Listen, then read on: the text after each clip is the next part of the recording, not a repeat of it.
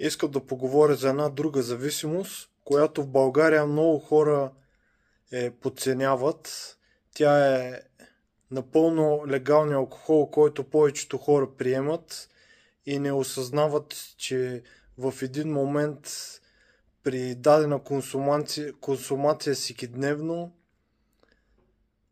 в един момент, ако имате някакъв проблем или се случи нещо по-тежко, вие ще прибегнете към чашката, за да се успокоите, като много алкохоли, примерно като бирата, успокояват нервната система, като много хора след работа консумират бира на ден и то големи количества. Имам познати, които пият по литър и половина, по 2 литра всеки ден, което е скандално.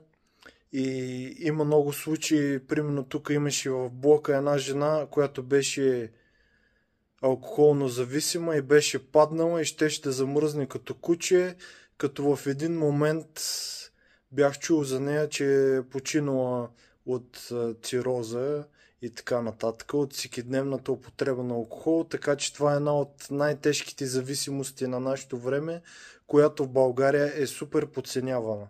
Аз, примерно, въобще не пия никакъв алкохол.